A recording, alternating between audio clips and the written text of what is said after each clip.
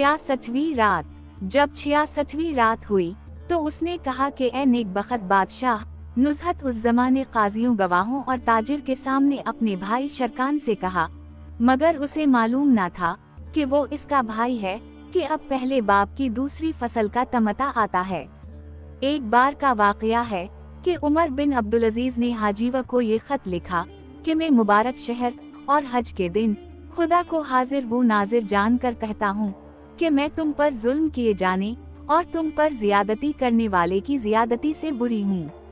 ना तो मैंने इसका हुक्म दिया और ना मेरा ये मंशा था और ना इसकी कोई खबर मुझे पहुँची और ना मुझे इसका इल्म हवा, और मुझे उम्मीद है कि खुदा मुझे मुआफ करेगा, क्योंकि मैंने किसी को किसी पर जुल्म करने की इजाज़त नहीं दी, इसलिए कि खुदा हर मजलूम की बास परस मुझसे करेगा।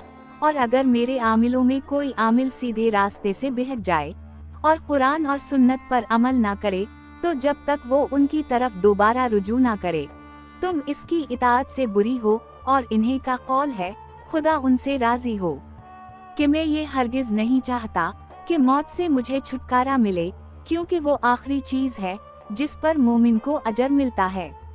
एक मुतबिर रावी का बयान है कि जब उमर बिन अब्दुल अजीज खलीफा थे तो मैं उनके पास गया और देखा कि उनके सामने 12 दिरहम रखे हुए हैं।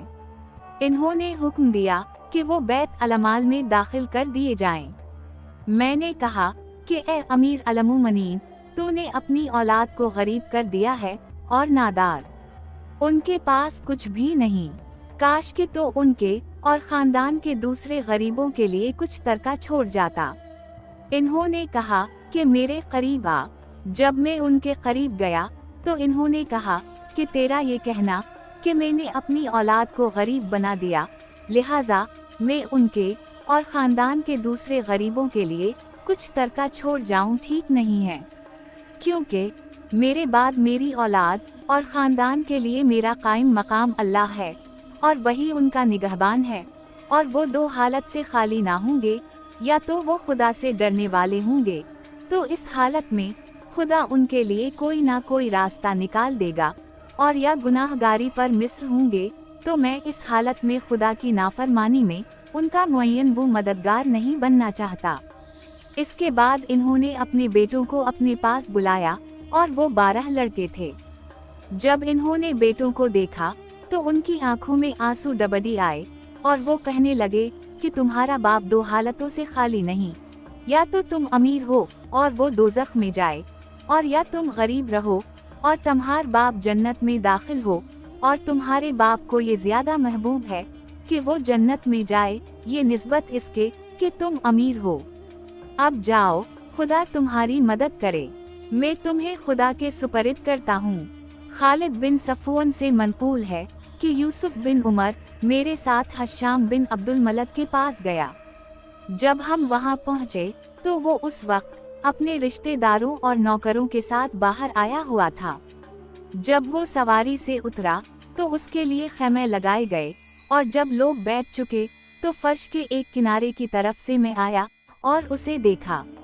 जो ही हमारी आंखें चार हुईं तो मैंने कहा कि ए अमीर अलमुमनीन, खुदा तुझे अपनी निमतें भरपूर दे, और जो ओहदा उसने तेरे सर डाला है इसमें तेरी हिदायत करे, और तेरी खुशी में गम ना मिलाए, और मैं तुझे इससे बेहतर कोई नसीहत नहीं कर सकता जो तुझसे पहले एक बादशाह को की गई है।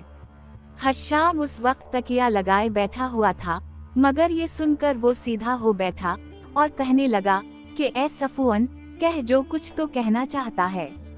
इसने कहा कि ए अमीर अलमुमनीन, आज से पहले एक बादशाह जो तुझसे कब्ल गुजरा है इस जगह आकर बैठा था, और उसने अपने हम मजलिस से कहा, क्या तुमने मेरा सा जावो जलाल कभी देखा है, और क्या किसी और के पास वो चीजें मौजूद हैं जो मेरे पास हैं।